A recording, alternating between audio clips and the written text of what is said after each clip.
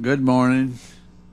Committee on Science, Space, and Technology will come to order. Pursuant to notice, the Committee on Science, Space, and Technology meets today to consider the following measures. H.R. 970, the Federal Aviation Research and Development Act of 2011. As it is a tradition on this committee, without objection, I ask unanimous consent for the authority to recess the committee at any point during consideration of these matters. It is so ordered. We'll now proceed with the markup, beginning with opening statements, and I will begin to take as much time as I require, so long as it's not over 5 minutes. Today our committee is going to consider H.R. 970, the Federal Aviation Research and Development Reauthorization Act of 2011. The bill was introduced on March 9th and referred to our committee. H.R. 970 authorizes Federal Aviation Administration's research and development programs for fiscal years 2011 through 2014. For fiscal year 2011, the authorization amount is a hybrid of the current R&D spending level and the fiscal year 2008 enacted. For fiscal years 2012 through 2014, the bill authorizes at the 2008 enacted level. Many of the provisions in H.R. 970 have been adopted from the FAA R&D bills considered during the previous two Congresses and should be well known to FAA and the aviation community.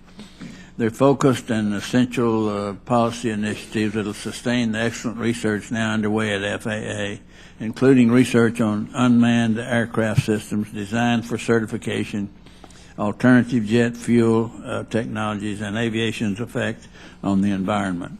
Last month, under the leadership of Chairman Palazzo, the Space and Aeronautics Subcommittee held an oversight hearing on FAA's research and development program. Witnesses from FAA, industry, and external advisory committee to FAA and the Inspector General of the Department of Transportation testified about ongoing research activities and their effectiveness in supporting the agency's diverse missions. It shouldn't come as a surprise to anyone that frequent mention was made of the Next Generation Air Transportation System program, which is by far the largest development program underway at FAA as it endeavors to modernize the air traffic control system. Discussions were also heard about research that's very important to the general aviation community and the operation of unmanned aircraft systems in our national airspace. As members are aware, once H.R. 970 is reported by our committee, it's our expectation that our bill will be included as part of the larger FAA reauthorization bill, H.R. 658, which was recently reported by the Transportation and Infrastructure Committee. As a committee with the expertise in civil aviation research and development activities, it's important that we develop this piece of the larger package. H.R. 658 reauthorizes the Federal Aviation Administration except for the R&D programs. It covers the same 4-year period and holds the agency's budget to the FY08 spending level.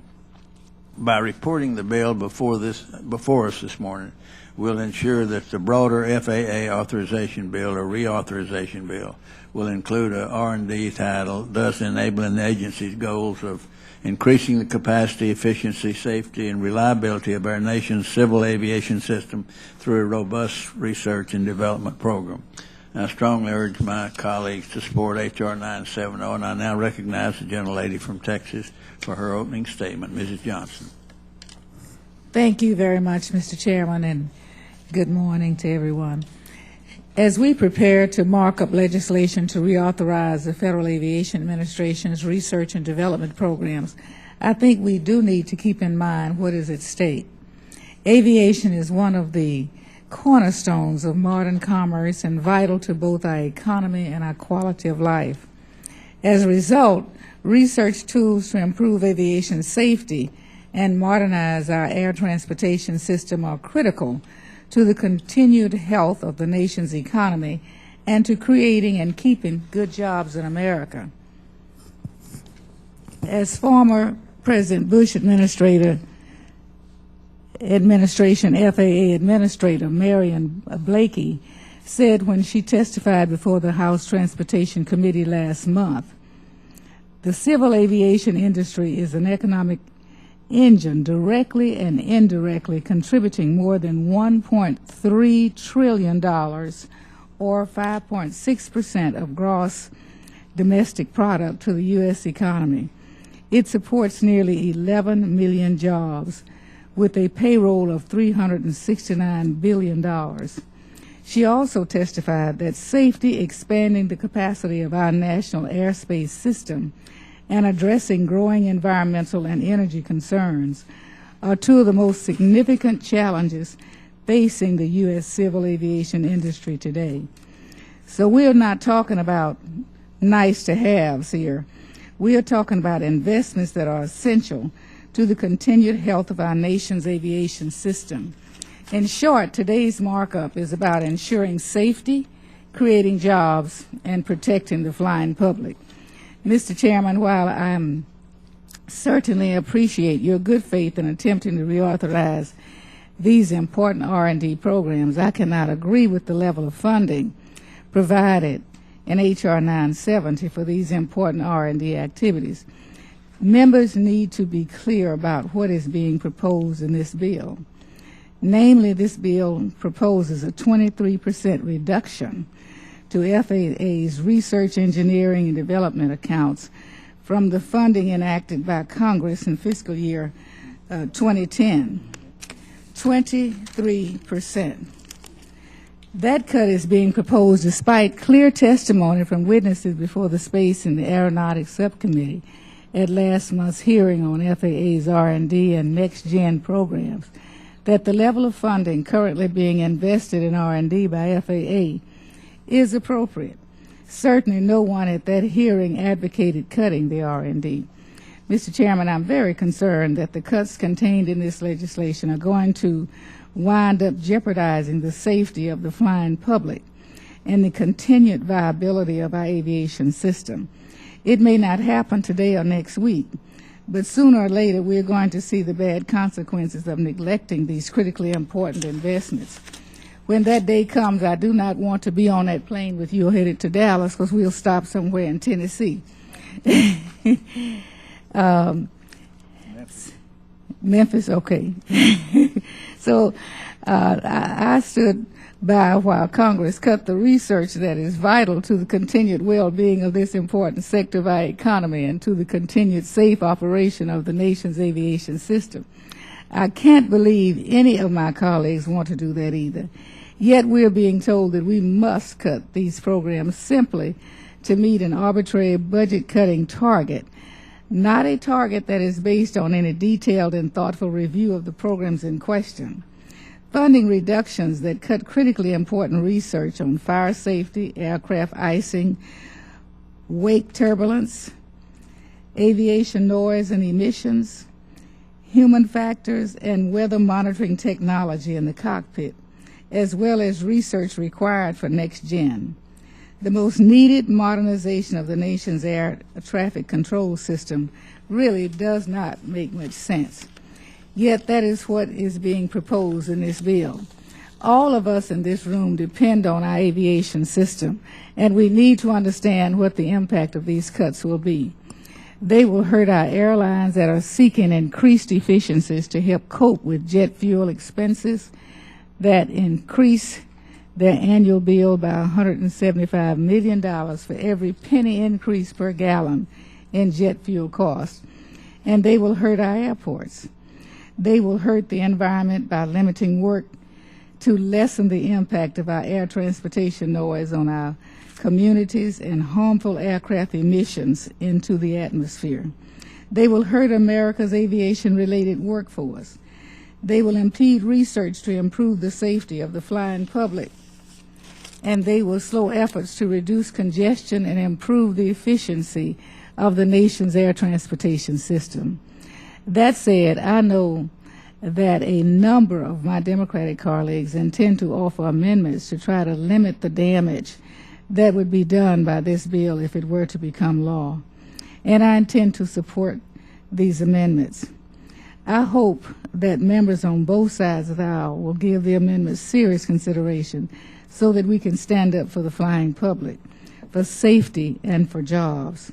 And finally, Mr. Chairman, I must express my disappointment in the committee's very first markup of the 112th Congress, a decision was made to abandon regular order and bypass subcommittee consideration of this legislation. It is clear to all of us that the FAA bill that passed the House Transportation Committee is not going to be embraced anytime soon by the Senate, even if it is voted out of the House at the end of the month. So there is no reason that the committee had to deviate from the regular order that we had been assured the committee would follow in the 112th Congress. I hope that this will not be a continued practice by the committee when future legislation comes up for consideration. Thank you, Mr. Chairman. I love you, and I yield back the balance of my time. Thank you, Ms. Johnson, for that. Without objection, all member opening statements will be placed in the record at this point. And I've listened carefully, Ms. Johnson, to what you said, and there's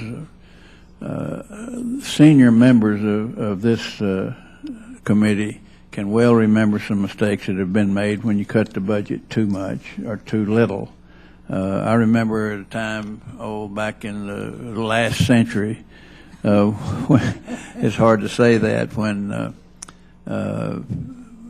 the vice president told us we had to cut 25% out of the NASA program. And at that time, I was a Democrat. And I was a conservative Democrat. The chairman was a guy from New York who was a fairly liberal Republican.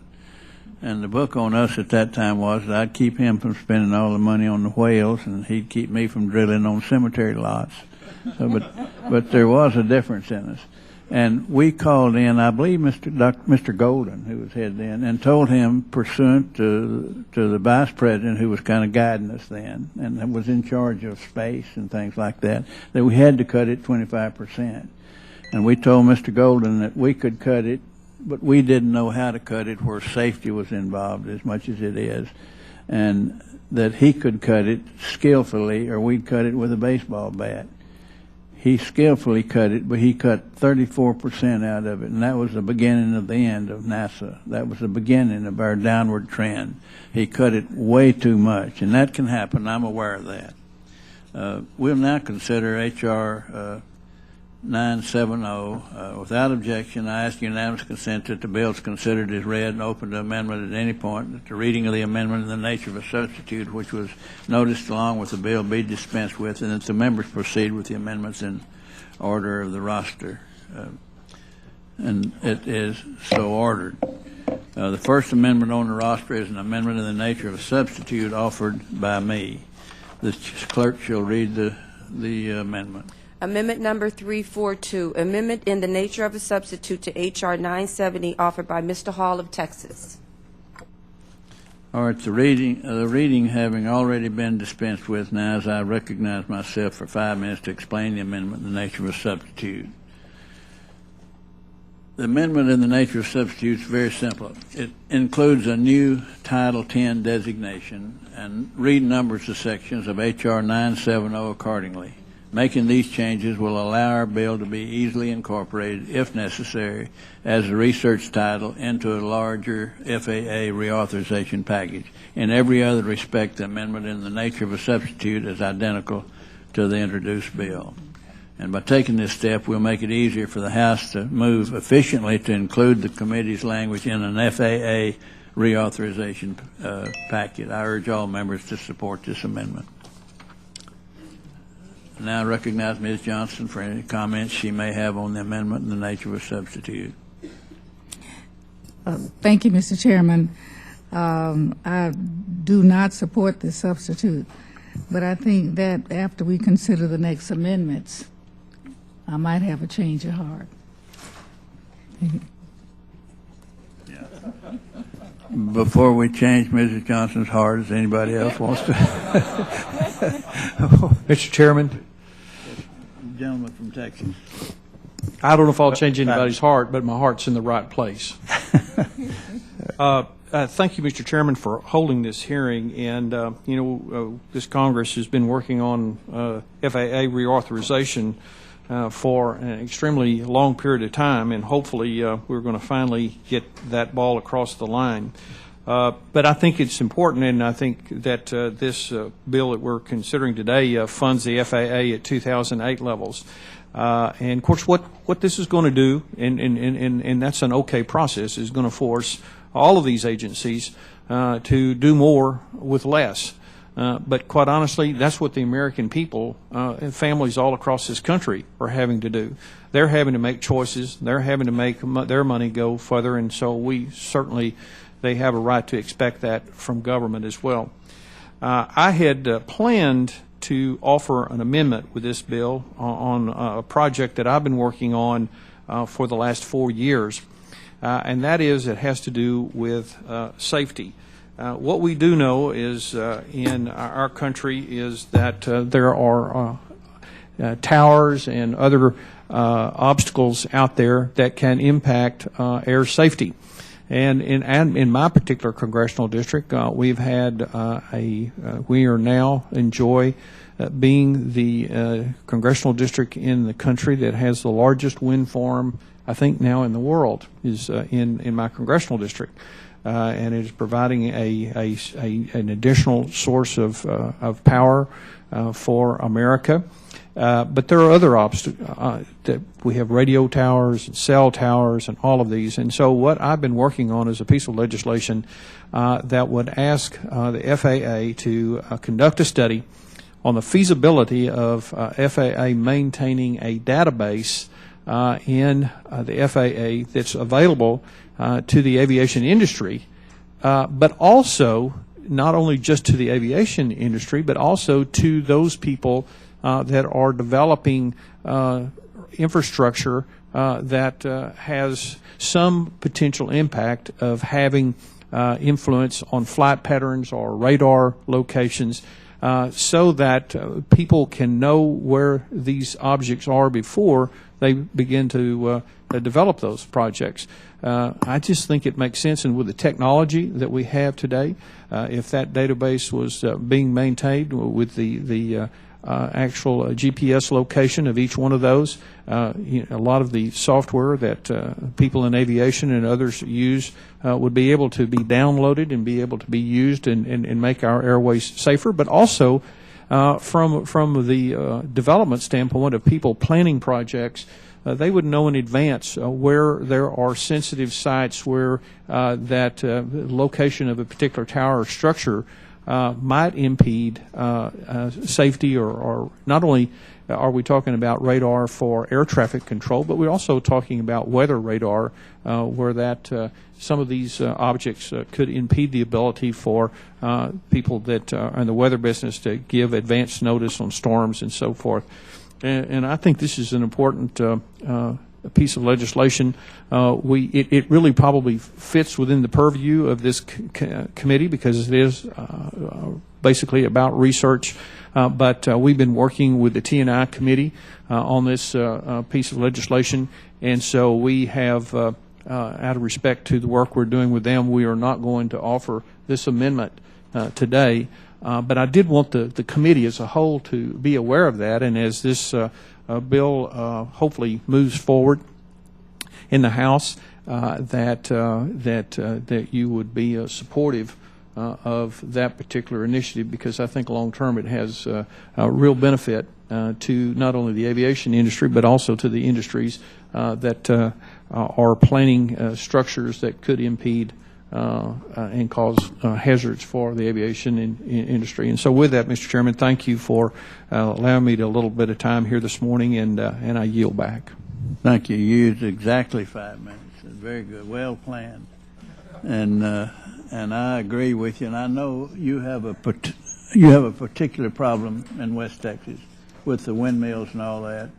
I'm told that the hairdressers are complaining that T. Boone Pickens windmills are blowing their clients' hair once they get outside.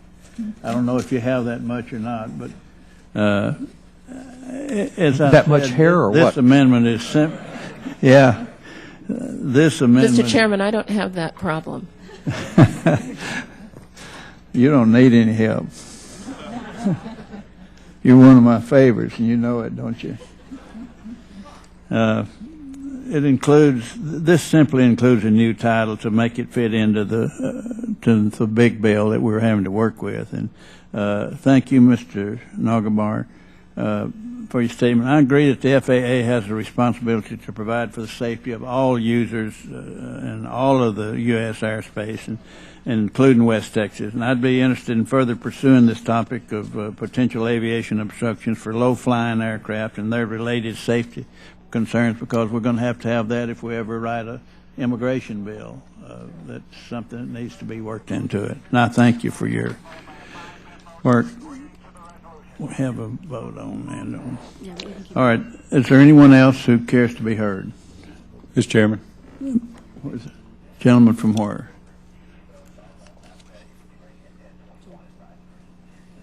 Gentleman not from California, but from Georgia. I recognize you for 5 minutes. Thank you, Mr. Chairman. I just want to take a moment or two. And part of this bill is to get the FAA to do research in alternative fuel, both for piston-powered aircraft as well as jet aircraft. I'm a good Southern boy, Mr. Chairman, and I love my grits and cornbread. It makes no sense to me to drive down the road burning up my groceries.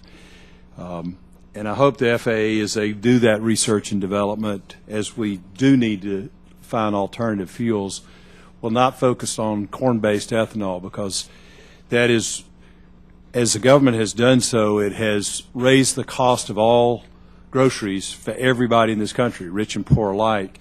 In fact, I've got a producer, a chicken processor in my district, and he's having to up the price of his chickens for folks markedly because of the cost of corn being so high, because this government is subsidizing corn-based ethanol fuels, and it makes no sense. It's been a total disaster as a alternative fuel, and I hope we'll get away from that, Mr. Chairman. And I appreciate you giving me a minute or two to express my opinion on this, and I hope the FAA will look at other forms of fuel as we go forward with this research. And thank you, Mr. Chairman. I yield back.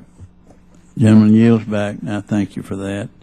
Are there anyone else care to be heard? All right. There being no more discussion, are there any amendments to the amendment? What purpose does anyone have? Who? Mr. Miller.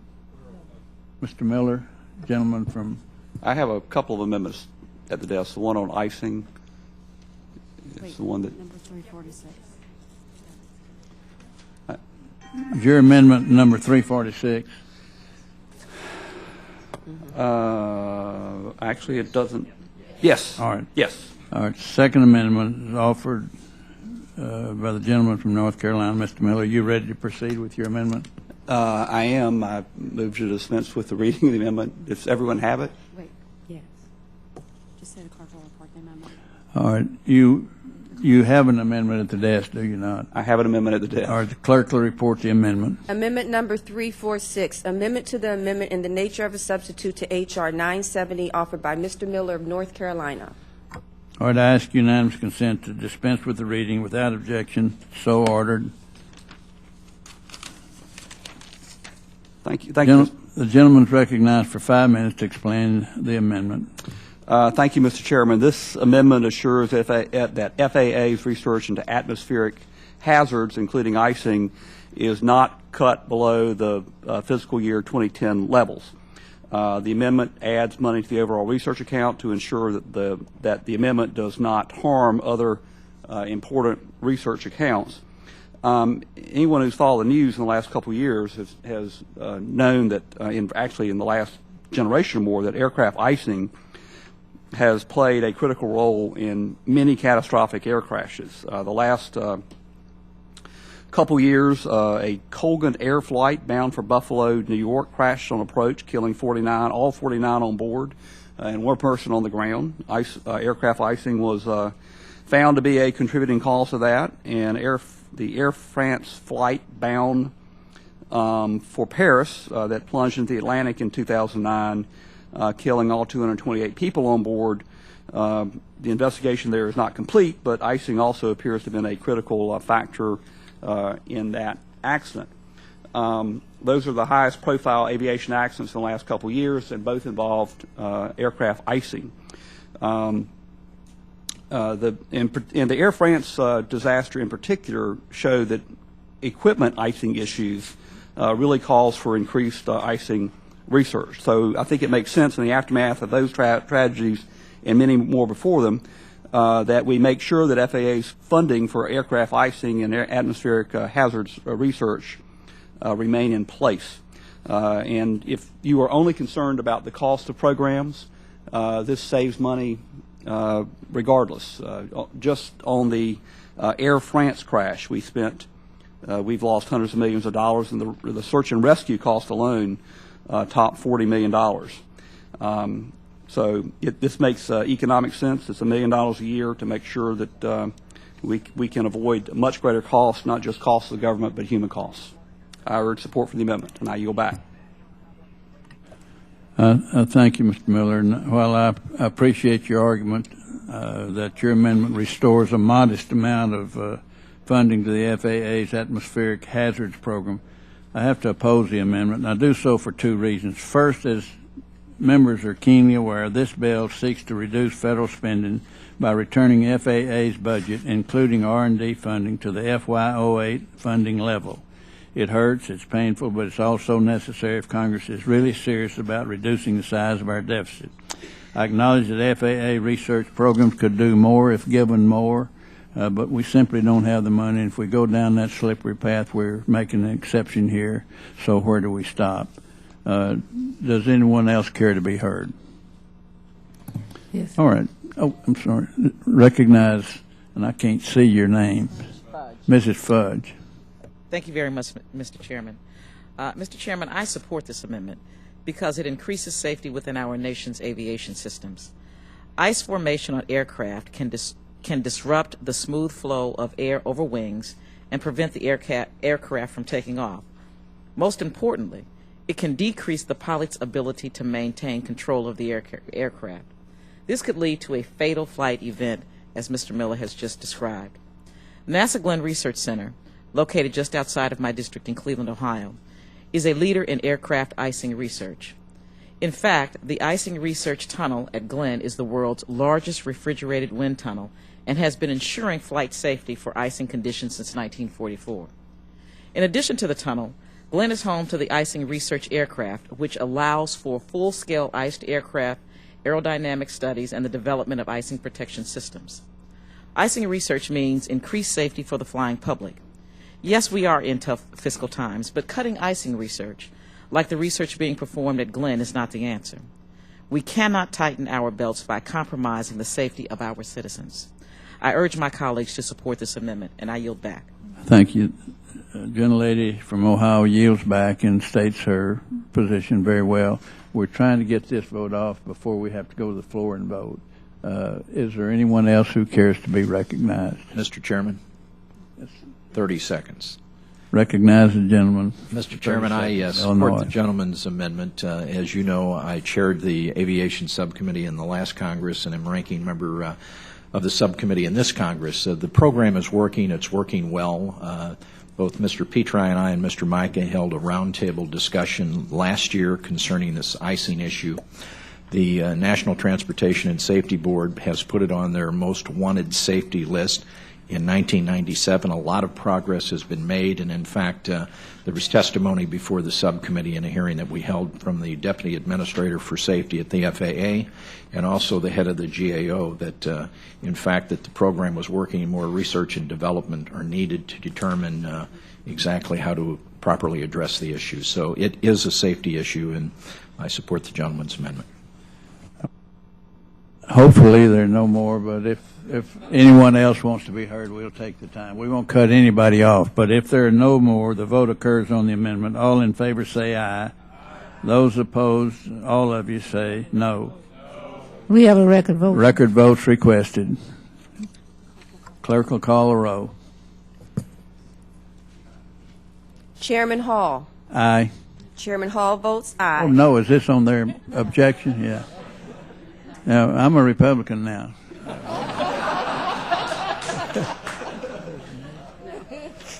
No. Did he say no? Yeah, he said no. Chairman Hall. Okay, Chairman Hall No. votes no. Mr. Sensenbrenner, Mr. Smith, Mr. Roybacher. Mr. Roybacher votes no. Mr. Bartlett, Mr. Lucas. Mr. Lucas votes no. Mrs. Biggert.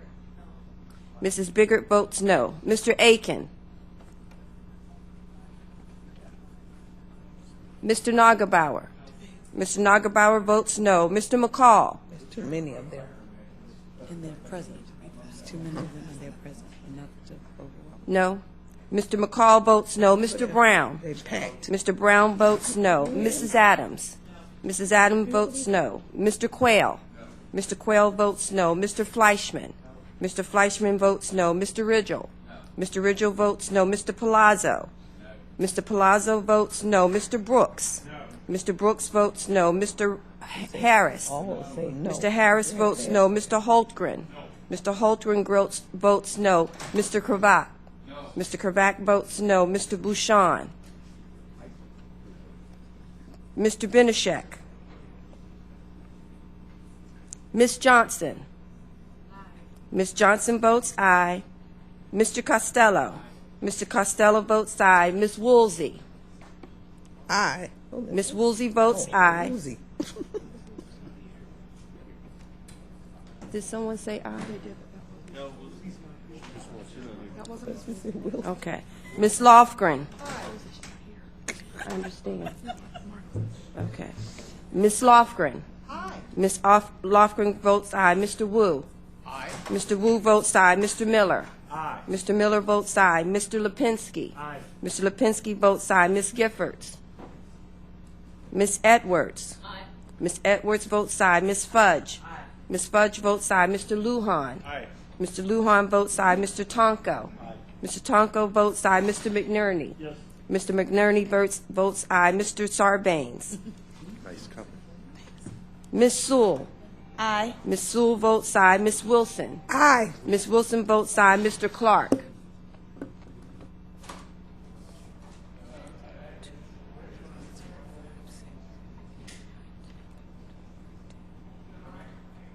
Clerk reports the vote.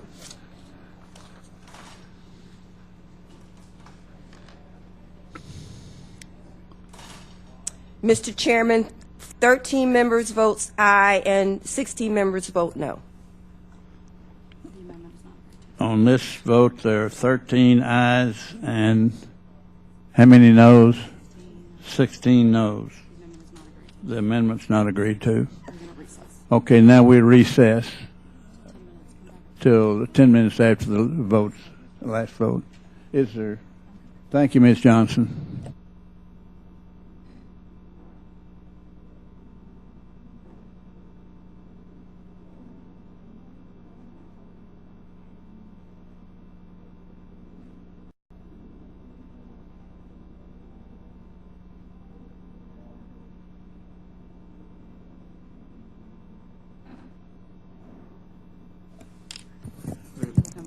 Come to order. Are there other amendments to the amendment?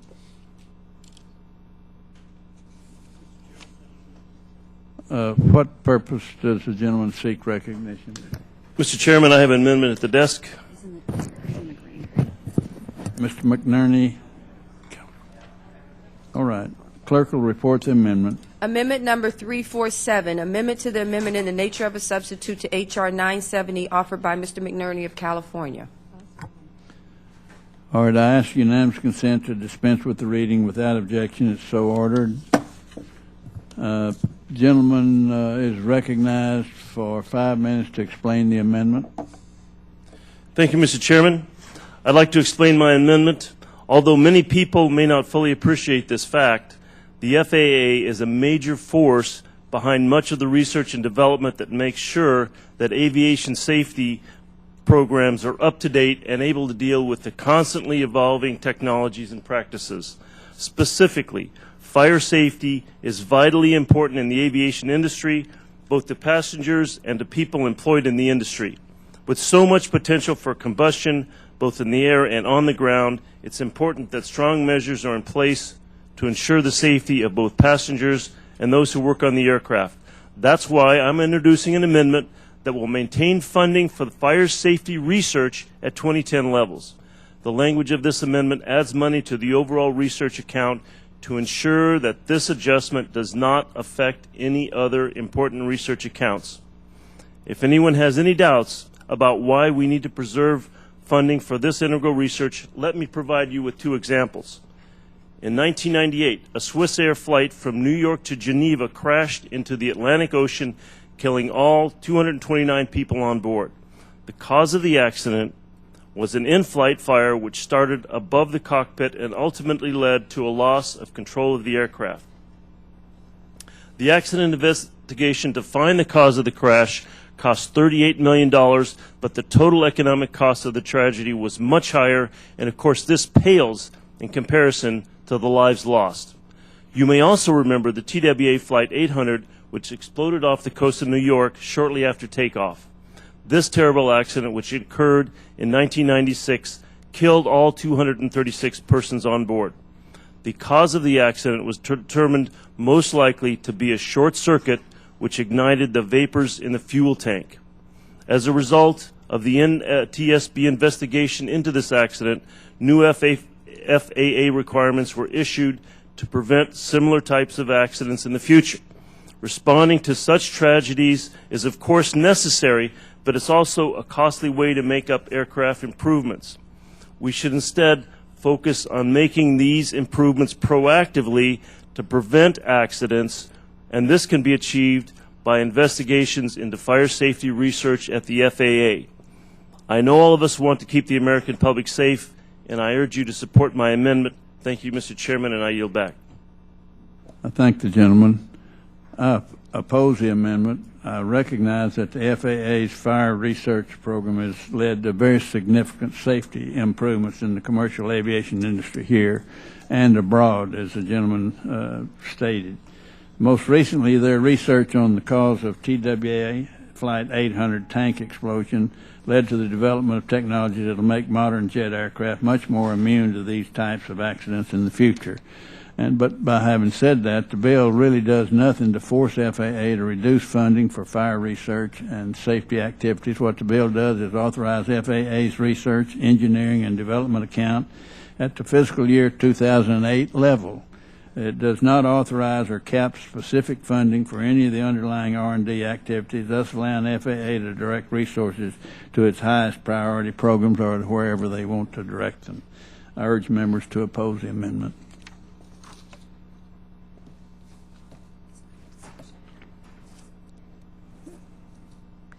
All right. I want to thank the member for the amendment. Is there further discussion of the amendment? All right. If the vote occurs on the amendment, all in favor say aye. Aye. No. No. All right. The noes have it. Mr. Chairman, I call for a recorded vote. Recorded votes called for. Clerk will call a roll. Chairman Hall. No. Chairman Hall votes no. Mr. Sensenbrenner. Mr. Smith. Mr. Roybacher. Mr. Roybacher votes no. Mr. Bartlett. Mr. Lucas. Mrs. Biggert. Mr. Aiken. Mr. Nagelbauer. No. Mr. Nagelbauer votes no. Mr. McCall. No. Mr. McCall votes no. Mr. Brown. No. Mr. Brown votes no. Mrs. Adams. Mrs. Adams votes no. Mr. Quayle. Mr. Quayle votes no. Mr. Fleischman. No. Mr. Fleischman votes no. Mr. Ridgel. No. Mr. Ridgel votes no. Mr. Palazzo. Mr. Brooks. No. Mr. Brooks votes no. Mr. Harris. No. Mr. Harris votes no. Mr. Holtgren. Mr. Kravac. No. Mr. Kravac votes no. Mr. Bouchon. No. Mr. Bouchon votes no. Mr. Benishek. Ms. Johnson. Aye. Ms. Johnson votes aye. Mr. Costello. Aye. Mr. Costello votes aye. Ms. Woolsey. Ms. Lofgren. Aye. Ms. Lofgren votes aye. Mr. Wu. Mr. Miller? Mr. Miller votes aye. Mr. Lipinski? Ms. Giffords? Ms. Edwards? Ms. Edwards votes aye. Ms. Fudge?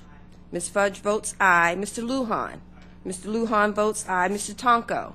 Mr. Tonko votes aye. Mr. McNerney? Mr. McNerney votes aye. Mr. Sarbanes? Ms. Sewell? Ms. Wilson? Ms. Wilson votes aye. Mr. Clark?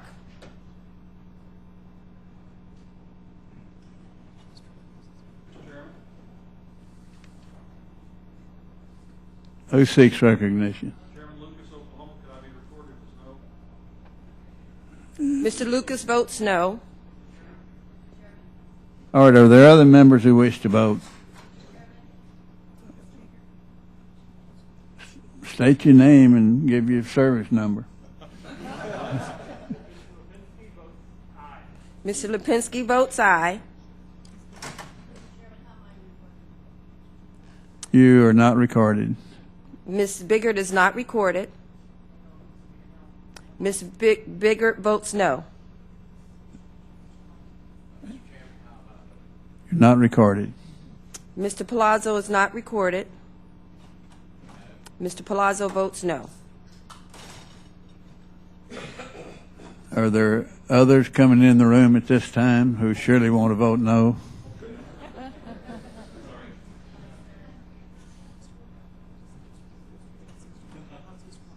I have to wait. Mr. Hulgren votes no. Mr. Holgren votes no. About Frankie. Or are there others who wish to be recorded? Court, report the vote. Clerk will report the vote, please.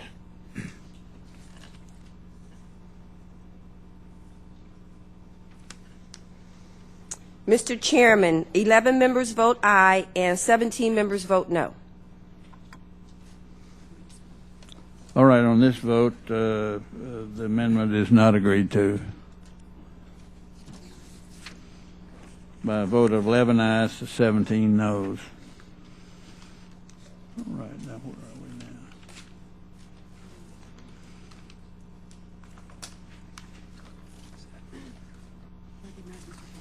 All right. Does Mr. Costello ask recognition? Mr. Chairman, a unanimous consent that we go out of order and take my amendment up next pursuant to our conversation. Is there objection? The chair hears none. The chair recognizes. Mr. Chairman, I thank you very much. We've had a discussion, and my understanding is you have agreed to accept this amendment, so I won't mess it up, and I'll be very brief. I'll ask unanimous consent to distribute a revised amendment to the committee to ensure funding for my amendment comes out of existing funds and does not increase the cost of the bill. I've made a technical correction to the amendment, and I would ask the clerk to pass it out as I explain the amendment. I thank the gentleman. I understand that he'd like to see more research by the Centers of Excellence into the human factors affecting aviation safety. And I believe this amendment will help the FAA to develop methods to enhance aviation safety and efficiency. Also note that the gentleman's amendment, with the slight tweak he made to it, does not add any additional spending. And that the center authorized here is within the discretion of the administrator set up. The FAA would use existing funds to perform this research. I support this amendment. Urge my colleagues to support it. Mr. Chairman, I thank you and urge our colleagues to support it as well.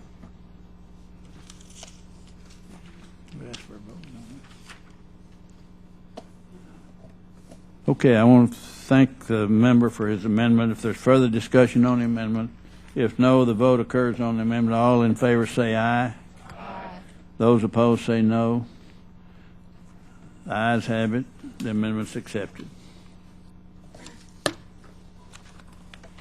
Okay, are there other amendments? Mr. Chairman. What gentleman, what purpose does the gentlelady? Mr. Chairman, I have an amendment at the desk. All right, the clerk will report the amendment. Amendment number 348, amendment to the amendment in the nature of a substitute to H.R. 970 offered by Ms. Edwards of Maryland. All right, I ask unanimous consent to dispose with the reading. Without objection, it's so ordered.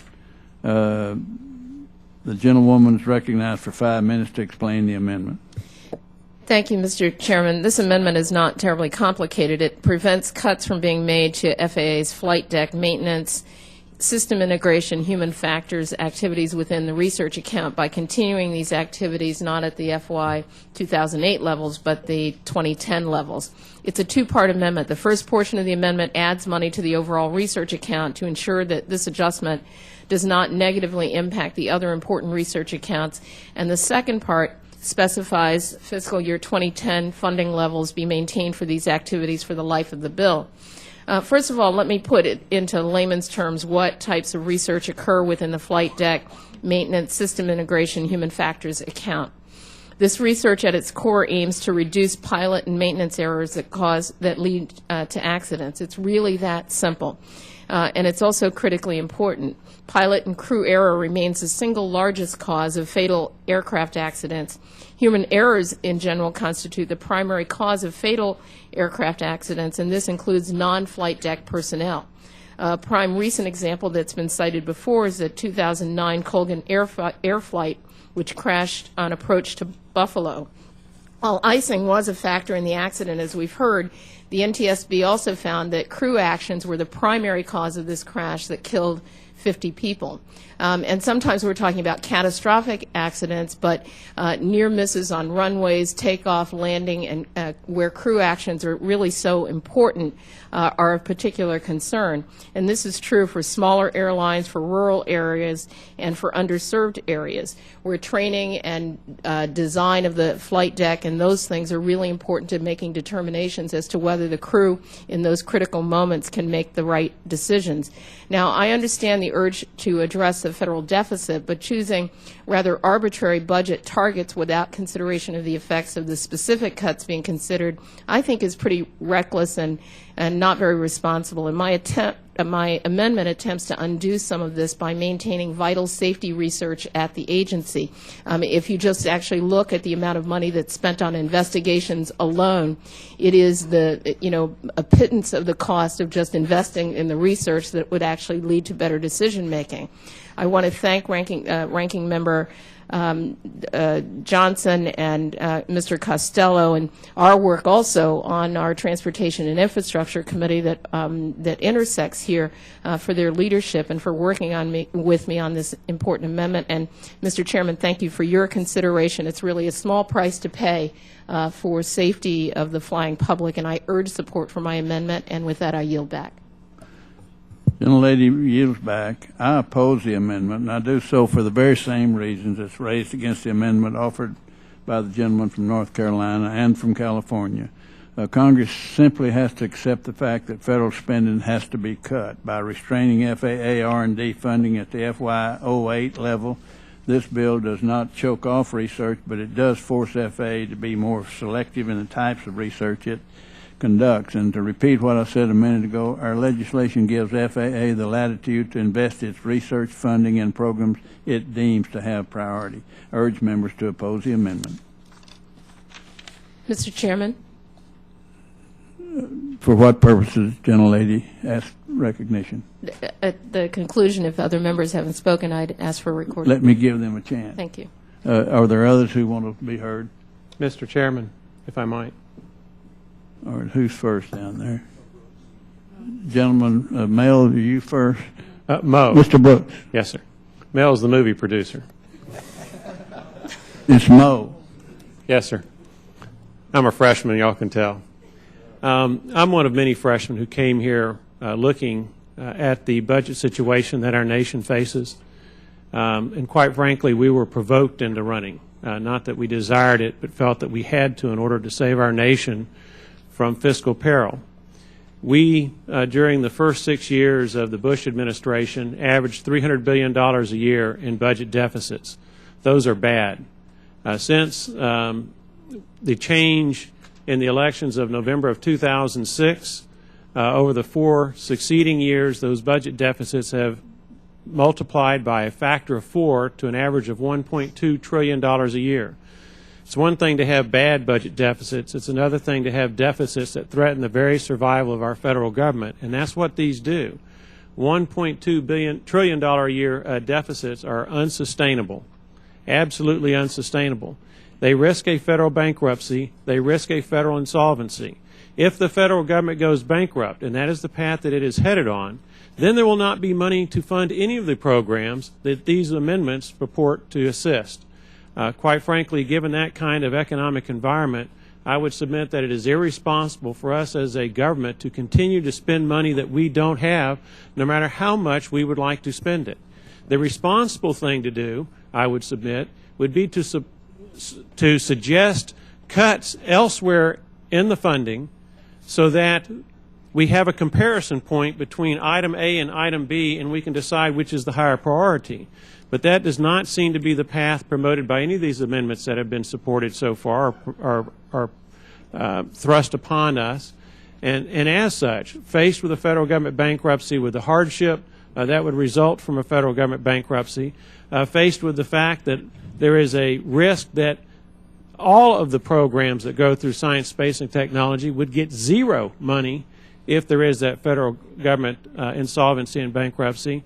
I would submit that the very responsible thing to do, no matter how much we don't like it, is to maintain the chairman's position, to not increase this spending beyond our means, and to vote against each and every one of these amendments that propose no alternative sources for funding and cut no place else in the budget. So I want the record to reflect why I so strongly oppose each one of these fiscally irresponsible endeavors to amend this budget to spend money that we don't have.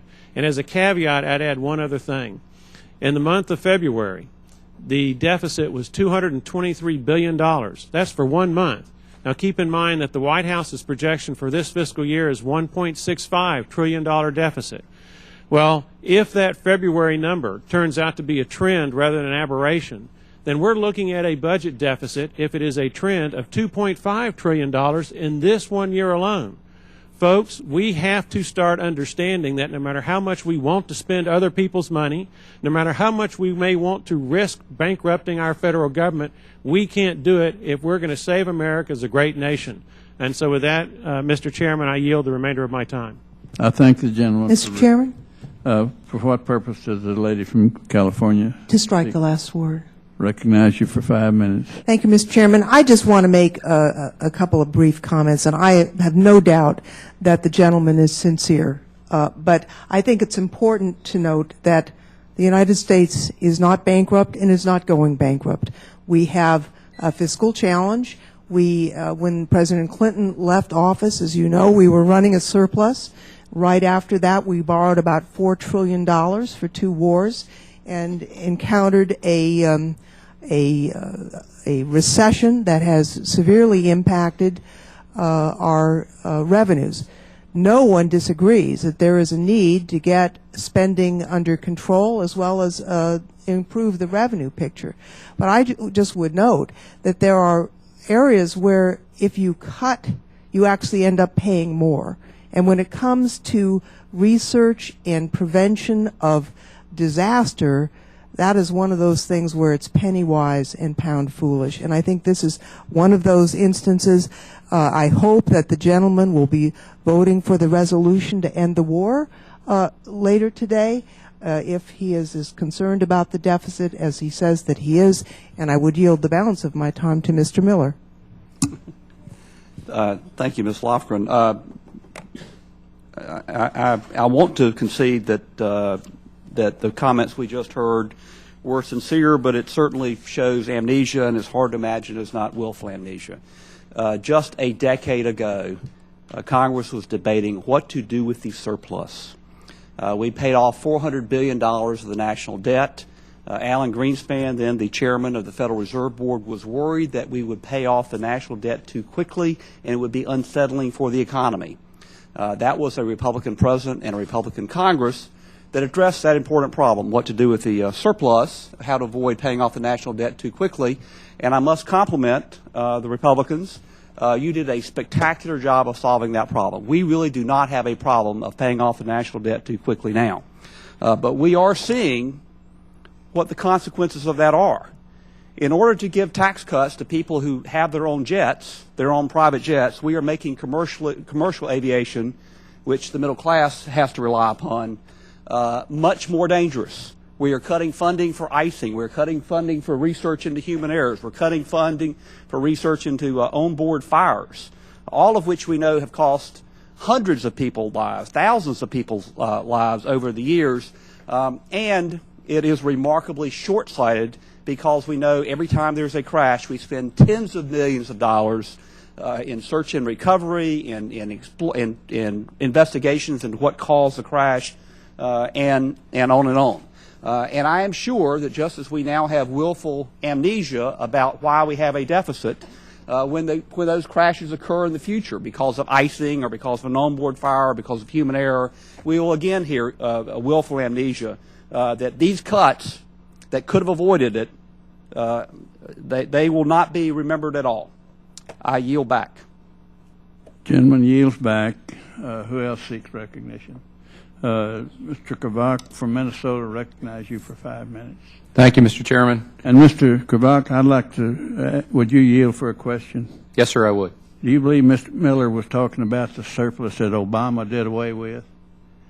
Sir, all I can tell you is last 4 years that we've had $3 trillion in deficit under. To the deficit of the next 2 or 3 generations of our children? Yes, sir. That's why I'm here. I yield back my time. Yes, sir. You know, I'm hearing from the other side of the aisle here, and I got to be honest with you, I'm wondering what country you're in.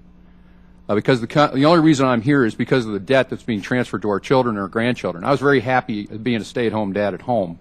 And now the amount of debt that's being transferred to our kids is the only reason why I decided to stand up and basically run for Congress.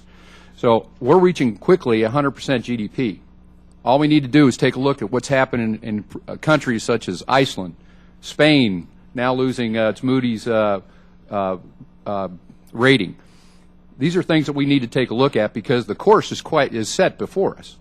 Now, if you want to continue going on this course and going towards this cliff, that's up to you. But I'm here to change that course and bring this carrier back around again. Also, as a background, I'm a Navy pilot, and I'm also a commercial airline pilot with thousands of hours in different types of aircraft. And I can tell you that a lot of the accidents we were brought here today were definitely combination errors. There's never one single thing that creates an aircraft accident. It's a combination of things. We learned a lot. I was actually an instructor at Northwest Airlines. In Iceland, one of the decision-making factors in taking a look at this fire was making sure that the pilots knew that they needed to get to an airport quickly. This is all part of a decision-making factor. TWA, I was actually a flight engineer on a 747. There's some things that you just can't plan for. And aviation is it's an unusual industry. When you're flying aircraft, you cannot plan for everything. As a Navy pilot, one of the most orchestrated places you'll ever see is the flight deck of a carrier. But you know what? Sometimes things go wrong, and people get killed. That's just the nature of the beast. Now, no matter how much money you dump on this, you're not going to be able to solve those problems. And you've got to remember, too, it is also incumbent upon the airlines themselves to research their own methods, make sure that their methods are up to par in how their cockpit coordination goes, their CRM. So dumping money on a problem isn't solving the problem. So we need to take a look at making sure that we have the funding that's available. I believe that the funding appropriated in this bill is enough, and I think that the pilots also realize that it's incumbent upon them, the airlines, it's incumbent upon them to make sure that their procedures are in place to learn from these very valuable lessons. In the Navy, we had it's called NATOPS, Naval Aviation Training Operation Procedure Manual. And parts of that manual were written in red. And the reason why they were written in red is because they were written in blood. Because something that wasn't planned for happened. And that's unfortunately the nature of the beast, and that is the nature of aviation. Would the gentleman yield for a question? Yes, sir, I would yield. And now, you're a freshman this year, I take it? Can't you tell? Well, first let me ask you, are you fully aware that if these folks were really concerned about what they're complaining about, that if there was a lack of money, that they could shift money from somewhere else in this bill and in the budget to handle that specific objection? Are you aware of that? No, sir, I'm not, but thank you for that information. So you will understand that when someone there is saying how horrible this is, if they are willing to prioritize on something else that they consider less important, they can shift that over. Are you aware that when the gentleman was talking about the balanced budget that Bill Clinton gave us, that it was a Republican Congress that was in place at that time? Yes, sir, I am aware of that. Are you aware that the Democrats took over the House of Representatives 2 years into the last year of the Bush administration, and at that time the budget deficit was I think $120 billion, and that now has been turned into $1.5 trillion with a Democrat president and a Democrat Congress? Yes, sir, I am, but thank you for emphasizing it. All right. Well, I just thought you might not know that as a freshman, but I'm glad to have had this opportunity to talk to you about it. Thank you very much, and I'll yield back my time. And again, dumping money on a problem doesn't necessarily solve the problem. And I do not think that increased funding in this area is what's needed at this time, and that we need to make sure the airlines also own this and they update their procedures as well. So I vote against, I speak against the amendment. Thank you, sir. I yield back my time. Gentleman yields back his time. Are there others who wish to be heard? Are there others on to the left? Mr. Palazzo, I believe you were asking to be recognized. Recognize you for 5 minutes. Sir, I just have an amendment at the desk at the proper time, but not to be recognized. Thank you. Okay. Mr. Chairman, this way. Who's? The freshman side. Mr. Harris. If I could just be recognized for 30 seconds. Recognize you for 5 minutes. I'll only take 30 seconds, Mr. No matter Chairman. what state you're from. It's a Maryland, the wonderful Eastern Shore of Maryland. As a physician, you know, amnesia requires that a fact has to be present first if you're going to forget it. Fact of the matter is we haven't had a unified budget surplus in decades. The myth that the budget was balanced under the Clinton administration is a myth. We borrowed billions of dollars from Social Security, robbing all the folks in that room who are not at retirement age from the possibility of having a fiscally sound Social Security system. It is a myth. It's something that's been perpetuated in Washington for decades. We have not had a balanced budget. It hasn't been balanced for decades. And, Mr. Chairman, I applaud your efforts to try to bring this budget into balance. I yield back the balance of my time. Gentleman yields back the balance of his time. Is there further discussion on the amendment? If no, the vote occurs on the amendment. All in favor say aye. Opposed say no. No. In the chair's opinion, the noes have it. The noes have it. And now, Mr. Chairman, I do want to ask for that recorded vote. Recorded votes requested. All right. Clerk will call a roll. Chairman Hall. No. Chairman Hall votes no. Mr. Sensenbrenner. Mr. Smith. Mr. Roybacher. Mr. Roybacher votes no. Mr. Bartlett. Mr. Lucas. Mrs. Biggert. Mrs. Biggert votes no. Mr. Aiken. Mr. Nagelbauer. Mr. Nagelbauer votes no. Mr. McCall. Mr. McCall votes no. Mr. Brown. Mr. Brown votes no. Mrs. Adams. Mrs. Adams votes no. Mr. Quayle. Mr. Quayle votes no. Mr. Fleischman. Mr. Fleischman votes no. Mr. Ridgel. Mr. Ridgel votes no. Mr. Palazzo. Mr. Palazzo votes no. Mr. Brooks. Mr. Brooks votes no. Mr. Harris. Mr. Harris votes no. Mr. Haltgren. Mr. Haltgren votes no. Mr. Kravak. Mr. Kravak votes no. Mr. Bouchon. Mr. Bouchon votes no. Mr. Benishek. Ms. Johnson. Aye. Ms. Johnson votes aye. Mr. Costello. Ms. Woolsey. Ms. Woolsey votes aye. Ms. Lofgren. Ms. Lofgren votes aye. Mr. Wu. Mr. Wu votes aye. Mr. Miller. Mr. Miller votes aye. Mr. Lipinski. Mr. Lipinski votes aye. Ms. Giffords. Ms. Edwards. Ms. Edwards votes aye. Ms. Fudge. Ms. Fudge votes aye. Mr. Lujan. Mr. Tonko. Mr. Tonko votes no. Mr. McNerney. Oh, Mr. Tonko votes aye. Sorry. I wrote aye. I just said no. Excuse me. Mr. McNerney.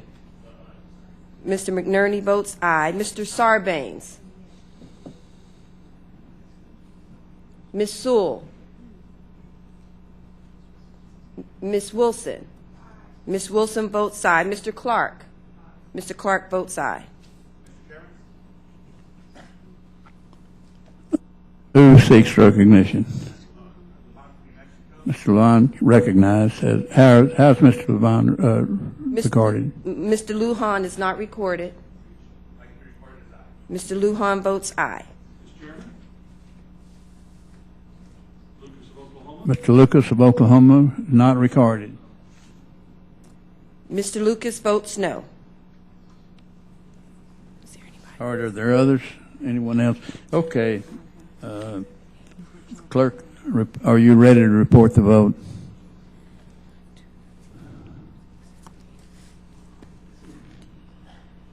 Mr. Chairman, 13 members vote aye and 17 members vote no. All right, the noes are 17, the ayes are 13. The amendment is not agreed to.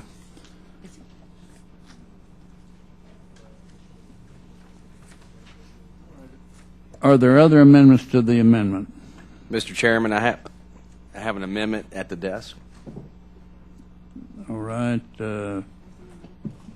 Clerk, report the amendment. Amendment number 003, amendment to the amendment in the nature of a substitute to H.R. 970 offered by Mr. Palazzo of Mississippi. All right, I ask unanimous consent to dispense with the reading without objection. It's so ordered. Gentleman is recognized for 5 minutes to explain his amendment. Thank you, Mr. Chairman. This amendment does not in any way alter the intention of this section or the bill, which is to recognize the importance of these research and development provisions. What it does is prevent the CBO from counting these programs as being funded both in this bill and in the larger FAA bill. We have run this by CBO and have been told that this minor change should address this double counting problem. I urge its adoption, and with that, I yield back my time. Gentleman yields back his time. Are there others who wish to be recognized? All right. If no other one wants to be recognized, the vote occurs on the amendment. All in favor say aye. Aye. All opposed, no. The ayes have it. The ayes have it. Mr. Chairman. The amendment is agreed to. Are there other amendments? Mr. Chairman. To the amendment. The gentleman from Alabama. Georgia. It's close. I'll lead, for the mistake I made, I'll grant you 10 minutes. Mr. Chairman, I don't need 10 minutes. Maybe can I take a rain check and get that later on? Mr. Chairman, I have an amendment at the desk. Report the amendment. Amendment number 345, amendment to the amendment in the nature of a substitute to H.R. 970 offered by Mr. Broun of Georgia. I would ask unanimous consent to dispense with the reading without objection. It's so ordered. Gentleman will be recognized for as much time as he needs to explain the amendment. Thank you, Mr. Chairman. My amendment is intended to ensure that we are not increasing the cost of the bill above fiscal year 2008 levels. This amendment would ensure that the funding for the specified sections comes out of the funds authorized for research in the bill. Additionally, my amendment would require that the administrator to perform the assessments in sections 1012 and 1013 in-house rather than requiring a contract with an outside group. This would reduce the cost of the assessment and would allow more funds to be devoted to research and development in other areas. It's a very simple amendment. Mr. Chairman, I thank the chairman and urge my colleagues to support this very simple amendment. Now I yield back. Gentleman yields back. Is there further discussion on the amendment? I have. The chair recognizes Mrs. Johnson for as much time as she requires. Thank you very much, Mr. Chairman. Unfortunately, I oppose this amendment offered by the gentleman from Georgia. This amendment would eliminate the good government conduct of having independent reviews, in this case, of 2 FAA programs, energy and environment-related research programs, and aviation safety-related research programs, and direct the agency to take on that function. While federal agencies routinely carry out their own internal programmatic reviews, That function cannot replace the need of external, independent assessments by individuals who are not involved in the management or decision-making on the agency's programs being reviewed. We've had lots of problems in that area, and we hope we've straightened out a lot of them. The advice of experts serving an independent, non-governmental body provides a critical checks and balance on agency programs. As stewards of the taxpayers' dollars, we need to ensure our direction on agency program benefits from the external independent analysis. I cannot see how this amendment serves the best interest of important FAA research on energy and environment programs and aviation safety. So I would urge my colleagues to vote no on this amendment. Thank you. Gentlelady yields back her time. Is there further? Anyone want to be heard? Mr. Chairman? Yes. Here, to your right. Ms. Miller, North Carolina. Mr. Here. Oh, here. Mr. Miller. Mr. Miller, I recognize you for as much time as you need, as long as you don't need over 5 minutes. No, we owe you some time because you didn't use your time last time. That's fine, Mr. Go Chairman. ahead. It won't take that long. I oppose this amendment also. I've dealt with the FAA for 4 years as chairman of the Oversight Subcommittee of this committee. And the FAA is very much given to that tendency of government officials we now know around the world, including Japan, to say everything's fine, don't worry, we've got everything under control. My own view, I think the view of the American people is we'd rather you let us know if something's wrong or to let us know the truth, and we'll decide ourselves whether or not we should worry. But don't just tell us not to worry and keep from us the facts. And they also don't like anybody looking over their shoulder. It is very important that we have another set of eyes on FAA and that we not just count on them. So I very much support having this research done independently, this assessment done independently, and oppose the amendment. Now you're back. Gentleman yields back. Are there other who want to speak for or against the amendment? I think that I reserve 3 minutes on this amendment. And I thank the gentleman for his amendment. I think his amendment is very helpful in ensuring that the new programs created by the bill will be funded as part of research and development of the FAA. Additionally, I'm pleased that the gentleman is allowing FAA to do these assessments in-house as a way to conserve limited resources. And I'm hopeful that this is going to help the administrator be a little bit able to stretch the funds even further.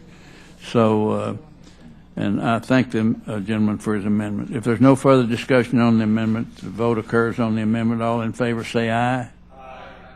Opposed say no. In the opinion of the chair, the ayes have it. The ayes have it. All right. Where are we? Mr. Chairman? There you go. Who? Recognition. Mr. Miller, North Carolina again. Mr. Miller of North Carolina, you have an amendment, sir? I do. All right. The clerk will report the amendment. Amendment number 003, amendment to the amendment in the nature of a substitute to H.R. 970, offered by Mr. Miller of North Carolina. All right, I ask for unanimous consent to dispense with the reading. Without objection, it's so ordered. The chair recognizes the gentleman on his amendment. Thank you. This amendment is also aimed at addressing safety issues within the aviation system. And again, the FAA, like government officials around the world, and now we know including Japan, are very much inclined to say, don't worry, we've got everything under control, when what I think all of us would prefer is that they just tell us the truth and let us decide whether to worry or not. And the FAA did not much like NASA doing a survey of pilots and others involved in aviation, but the pilots were quite eager to tell what they were seeing because they were concerned. The GAO looked at the survey and decided that the information, because of a variety of reasons, most notably that there were such extraordinary efforts to protect anonymity that it made the information somewhat useless, that the initial survey did not provide usable data, but that a survey made a lot of sense. And the conduct of the survey showed that a survey could be conducted successfully and would be very useful in identifying problems in aviation. safety problems in aviation. One is to identify precursor events. That's not hard to figure out. A precursor event for in-air collisions are near misses. If you have a whole lot of near misses, you should worry that one time they're not going to miss. This amendment will make it clear. We'll ask them to look at whether a survey can be used and will be useful in assessing aviation safety. I yield back. Gentleman yields back. Does anyone else want to be heard? You may not believe it, but I support the gentleman's amendment. It adds a provision that directs FAA to assess the usefulness of surveys and used to measure safety trends in the aviation industry itself. So Mr. Miller's interest in surveys conducted both by FAA and NASA is well founded, given the committee's history on this issue. Gentleman, Mr. Krovach, wish to be recognized. Gentleman is recognized for 5 minutes. Yes, sir. I speak in favor of the amendment as well. I think it's an excellent opportunity for pilots to, and those that are on the ground floor to be able to provide input. And it's valuable input as long as the anonymity of the participant of the survey is protected. I think it's an excellent way to provide information and to be able to prevent any future accidents or incidents in the future. So I speak in favor of the amendment. And I thank you, and I think Mr. Krovach is a wonderful member of this committee with his background, his expertise in this level is very, very valuable to this committee and to this Congress, and I know Mr. Miller appreciates his support. If there's further discussion on the amendment, if no, the vote occurs on the amendment. All in favor say aye. Aye. Those opposed, no. The ayes have it. The amendment's accepted. Are there any other amendments? If there are no further amendments, the question is on agreeing to the amendment in the nature of a substitute as amended. All those in favor will say aye. Aye. All those opposed will say no. In the opinion of the chair, the ayes have it. The ayes have it. Question now occurs on agreeing to the bill, H.R. 970, as amended. All those in favor will say aye. Aye. All those opposed say no. In the opinion of the chair, the ayes have it. Record votes requested. Is there objection? Chair hears none. The clerk will call the roll.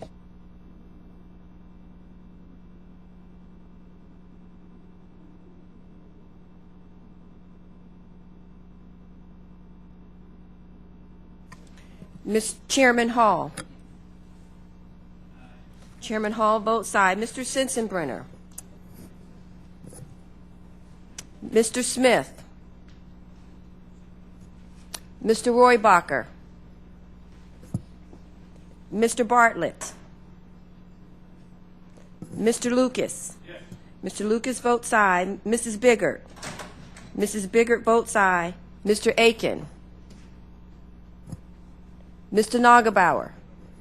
Mr. Nagelbauer votes aye. Mr. McCall. Aye. Mr. McCall votes aye. Mr. Brown. Aye. Mr. Brown votes aye. Mrs. Adams. Mrs. Adams votes aye. Mr. Quayle. Aye.